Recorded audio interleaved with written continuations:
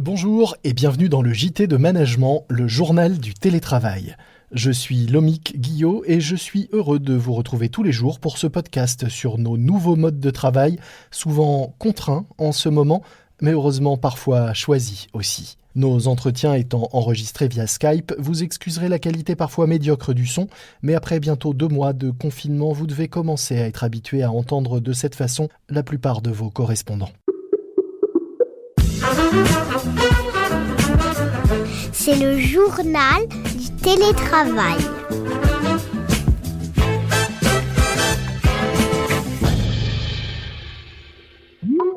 Aujourd'hui, je suis en ligne avec Olivier Brouran, PDG de Mantoux. Mantoux, c'est un cabinet de conseil en stratégie qui compte 7750 salariés dans 60 pays.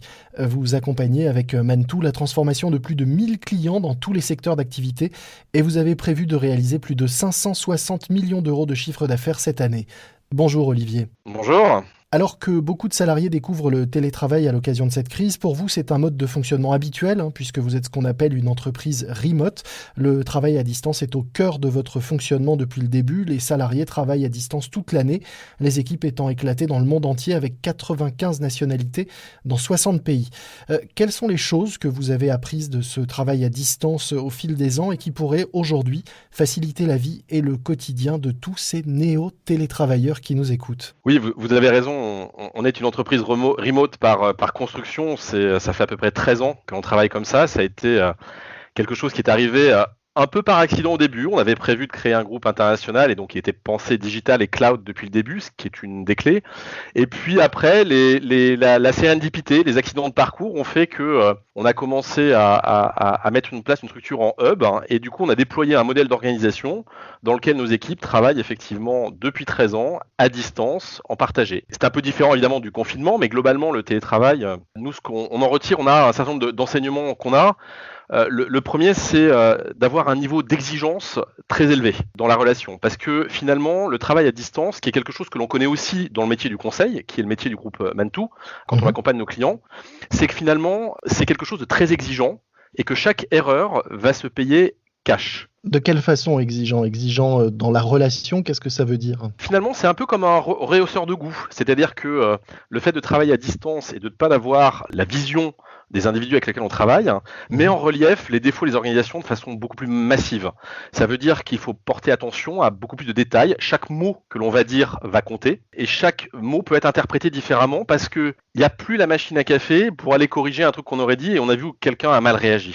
On est obligé de ne pas manager dans un niveau de détail, pour le coup, c'est important. On est obligé de ne pas s'installer dans des habitudes aussi qu'on pourrait avoir du mal à défaire. Je vais vous prendre un exemple très particulier. D'ailleurs, ça illustre la conversation que l'on a aujourd'hui, vous et moi, et vos auditeurs. Chez nous, très curieusement, la vidéoconférence n'est pas quelque chose de systématique. Voire, c'est quelque chose qu'on utilise très peu. Et pourtant, on travaille beaucoup à distance. La vidéoconférence est un produit qui est bien pour certains types d'activités, quand on va converser à 2 ou 3, mais pas toujours. Pourquoi ? Parce que finalement, ça empêche de faire plusieurs choses à la fois. On a beaucoup d'équipes qui ont développé le fait de faire du multitasking, de plusieurs choses à la fois, et d'être capable de traiter un email, de répondre à un channel sur Teams, en même temps de faire un message Skype, et en même temps d'assister à une conversation, un peu comme si on était dans une salle de rédac ou un workshop collaboratif. Et ça, c'est quelque chose qui est difficile de revenir dessus. Aujourd'hui, au moment où beaucoup de gens découvrent le télétravail, et donc tout le monde découvre la visio, l'expérience que je peux vous donner de quelqu'un qui travaille à remote depuis 13 ans, c'est qu'on en utilise finalement très très peu au bout d'un moment. Et donc on le garde pour certains actes particuliers ou certains actes typiquement de recrutement ou de management très particuliers. Ça fait presque 40 numéros qu'on fait de ce journal du télétravail. Vous êtes le premier à dire ça, donc je trouve que c'est intéressant de creuser parce qu'effectivement, beaucoup découvrent le télétravail, beaucoup utilisent les outils de visio, beaucoup disent que il est extrêmement important d'avoir un lien et que ce lien peut passer par le visuel. Vous dites que non, en fait, l'audio suffit et que se parler est plus important que de se voir, en fait. Oui, parce que le non-verbal, on le ressent pas, et même avec Skype en visio ou Zoom ou quoi que ce soit, on ressent pas le non-verbal de la même façon. Donc il faut aussi travailler le paraverbal, qui est donc l'oral, et ça c'est aussi une question d'habitude. C'est vrai qu'au bout d'un moment, on prend l'habitude de sentir dans la voix de ses interlocuteurs avec lesquels on travaille usuellement si on a dit une bêtise ou si on allait trop loin. Et la visio permet pas forcément de voir ça. Par ailleurs, quand on travaille beaucoup de façon collaborative, on a cette capacité à faire plusieurs choses en même temps, qui est d'ailleurs aussi l'apanage de la génération milléniale, et qui correspond à un besoin. Qui est très représenté chez vous et chez vos collaborateurs. Oui, tout à fait. La moyenne d'âge chez nous doit être aux alentours de 29 ans ou 30 ans. Et donc effectivement, on a ça beaucoup. Moi, je crois que l'entreprise remote, en fait, pour que ça fonctionne bien, il faut surtout un cadre. On a, nous, des habitudes. On a toujours des points hebdomadaires, par exemple. On a une hygiène de vie, une hygiène de routine du travail que l'on va avoir tous les jours. Par exemple, on s'astreint à ne pas empiler les canaux d'information. Par exemple, je prends mon cas de figure en tant que dirigeant. Les gens dans nos équipes savent que un texto, un WhatsApp, un WeChat n'arrivera pas chez moi. Je ne le traiterai pas parce que je ne peux pas tout traiter. Ils savent que j'ai certains canaux que je vais utiliser. Si on revient sur l'oral, je pense qu'au contraire, dans ces périodes-là, il faut plus avoir les gens par ce channel-là. Et il est important aussi pour traiter les signaux et capter les signaux faibles. Voilà. Ça permet aussi de rester connecté à la réalité des équipes. On ne peut pas tout traiter non plus avec le digital. C'est vrai qu'on l'a dit plusieurs fois d'ailleurs dans ce podcast, pour les conversations en tête-à-tête et d'équipe entre un manager et un collaborateur, il faut effectivement, quand il y a un message important à faire passer, privilégier le téléphone ou l'audio plus que tout autre canal. Tout à l'heure, avant de démarrer notre conversation, vous vouliez m'envoyer un mail et vous m'avez dit que vos mails mettaient 2 minutes avant de partir. Est-ce que c'est lié au travail à distance ? Est-ce que c'est parce que si jamais quelque chose est écrit de travers, vous n'avez pas le temps d'aller à l'autre bout du couloir ou à la machine à café pour rattraper une éventuelle mauvaise communication ? Oui, vous avez raison et vous avez une très bonne écoute. Effectivement, j'ai toujours, et on est nombreux d'ailleurs dans le groupe à avoir ça, on a un décalage, ça peut sembler anodin mais ça ne l'est pas, un décalage de nos mails qui partent avec 2 minutes de délai. Ça permet de corriger quelque chose que l'on n'a pas bien écrit ou trop rapidement. Ça permet également, et en particulier quand on travaille à distance, de dépassionner quelque chose que l'on avait envie de faire rapidement là-dessus. Et ça marche plutôt pas mal, et je sais que c'est une personne chez nous, et je la remercie, Ileana, qui a eu cette initiative, qui a contaminé pas mal de personnes chez nous. Ça marche beaucoup. C'est un peu la version digitale de tourner cette fois sa langue dans sa bouche. C'est exactement ça. Est-ce que vous diriez, vous, que le succès du télétravail passe avant tout par de bons outils ou par un management adapté ? Et si oui, lequel ? Je dis si oui, lequel, parce que j'imagine que vous allez plutôt me dire que ça passe par un management adapté. Oui, la technologie, c'est un moyen. Pour moi, ce qui est déterminant dans la culture d'une entreprise remote, c'est la culture de l'entreprise, en fait. C'est la confiance qu'on va être capable de mettre au cœur de l'organisation. Parce que finalement, quand on arrive à mettre de la confiance, c'est ce qui va créer l'engagement des équipes, c'est ce qui permettra l'audace. Quand on a de l'audace, c'est comme ça qu'on va arriver à soulever des montagnes. Et finalement, c'est bien la raison d'être de l'entreprise qui va induire une culture qui elle-même va déterminer les outils qu'on va utiliser. Aujourd'hui, si on regarde ça au sein du groupe Mantoux, les équipes dans le monde partagent un ADN qui est commun, partagent des valeurs qui sont communes, partagent une culture qui est commune. On a une plateforme sociale dans le monde entier qui s'appelle WeShare, que l'on a conçu nous-mêmes et que d'ailleurs on commercialise, avec un langage commun. L'ensemble des outils dans le monde entier est identique, ce qui fait que finalement, si demain j'ai un de nos experts en développement Java au Portugal qui discute avec un de nos juristes en Chine, ils auront déjà échangé d'une façon ou d'une autre sur un groupe sur réseau social, ils auront un langage commun, etc. Et finalement, c'est ça qui va créer cette culture, cette unicité, et capable de travailler dans le monde entier, et cette confiance. Sur le thème de la confiance, je voudrais qu'on creuse un petit peu, parce qu'on se rend compte à l'occasion de ce télétravail forcé que la culture de la confiance, elle n'est pas implantée dans toutes les entreprises, qu'il y a beaucoup de managers qui sont encore beaucoup dans le contrôle, qu'on est loin de ce que vous décrivez comme mode de fonctionnement dans beaucoup de nos entreprises. Mais surtout, on voit souvent la confiance dans un seul sens, c'est-à-dire un peu paternaliste finalement de l'employeur qui va faire confiance à son salarié et qui va se dire il travaille aussi bien à distance qu'au bureau et finalement je peux lui faire confiance et le laisser travailler dans son coin. On oublie souvent que la confiance marche dans les deux sens et que la confiance des salariés dans l'entreprise est aussi primordiale.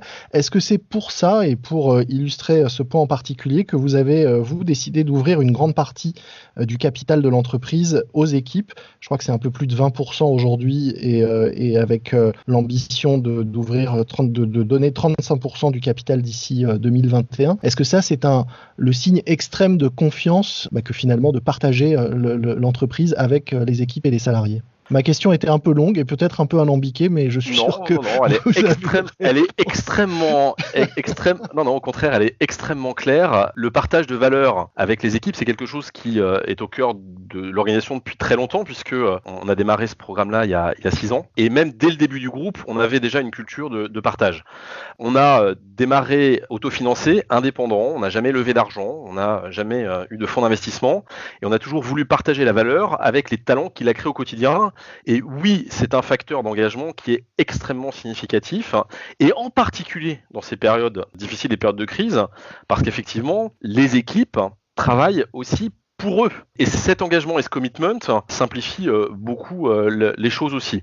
C'est vrai que ça crée de la transparence, ça crée de la confiance entre les équipes, ça crée probablement de l'agilité, ça crée aussi un commitment qui est tellement fort que de temps en temps il faut faire attention, et notamment au travail à distance, mais ça tout le monde le dit et c'est vrai, au fait que on aurait plutôt tendance chez nous à dire aux gens, attends, il est peut-être temps de te reposer un tout petit peu là, attention, parce que le niveau d'engagement en ce moment est extrêmement fort par rapport à la situation. Est-ce que le télétravail et le travail à distance permet de grossir, de croître, de se développer plus facilement? Concrètement, vous n'avez pas besoin de pousser les murs pour agrandir les bureaux, vous pouvez rajouter des salariés qui travaillent à un endroit ou à un autre beaucoup plus facilement qu'une autre entreprise. Alors c'est à la fois plus facile et plus difficile, parce que oui, ça permet une agilité beaucoup plus forte, ça permet aussi de répondre aux attentes aspirationnelles et générationnelles de mobilité qui sont bien plus marquées qu'avant, et donc on peut avoir des gens qui vont bouger de zone géographique sans pour autant perdre leur emploi ou leur capacité à travailler au sein de l'organisation.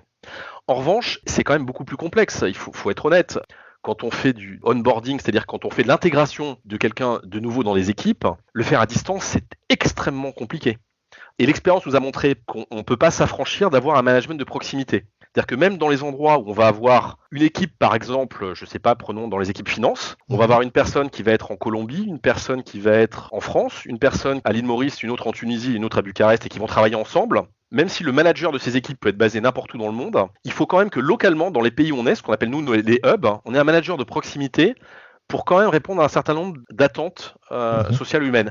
L'expérience nous a montré, nous, mais peut-être qu'encore une fois on se trompe, que le management à distance uniquement est quand même assez complexe. C'est pour ça que j'ai beaucoup de mal en ce qui me concerne à croire au modèle 100% remote, et d'ailleurs beaucoup d'entreprises qui l'ont fait en intégralité, je pense notamment aux US quelques-unes, en général, on sont assez revenus en se rendant compte qu'il y avait un besoin quand même de sociabilisation et d'avoir un bureau. Donc oui, ça permet de scaler plus rapidement, c'est une certitude. Après, c'est aussi plus compliqué parce que ça va à l'encontre de la tendance naturelle des gens qui ont envie d'être à côté. Et donc, c'est un combat de tous les jours pour le coup. Une dernière question.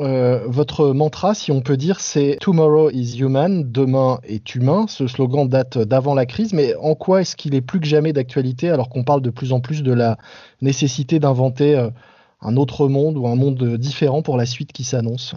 Oui, vous avez raison, il est plus que d'actualité parce qu'on croit, nous fermement, que c'est la capacité à aller créer une communauté de talents, à leur donner le goût de l'esprit d'entreprendre et puis à leur permettre d'avoir un impact qui demain fera une différence. Par ailleurs, on va affronter une crise économique qui est annoncée mais que l'on n'a pas encore vécue, ce qui est une des premières fois de l'histoire, qui sera probablement sans précédent. Et c'est bien par la capacité à capter des gens qui vont faire la différence que l'on va réussir.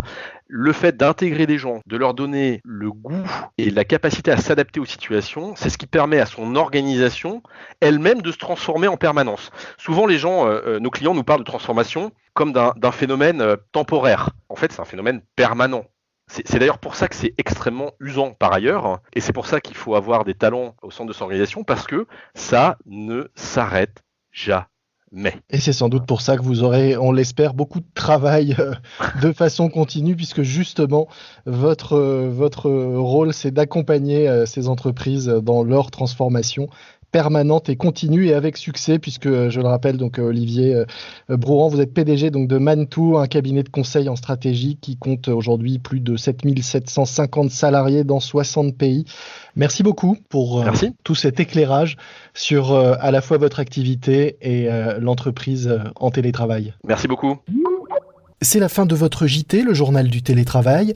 Un morceau à ajouter à votre playlist de confinement, puisqu'on parlait d'humain. Je vous propose d'écouter Human After All des Daft Punk. et un podcast que je vous recommande, Études de cas. C'est un podcast signé du magazine HBR France, Harvard Business Review. L'un des épisodes en ligne est consacré au télétravail justement. Le télétravail peut-il saper le moral des salariés ? Un épisode du podcast Études de cas à écouter sur le site hbrfrance.fr. Moi je vous dis à demain, respectez les consignes et les gestes barrières, restez chez vous, portez-vous bien et bon télétravail à tous.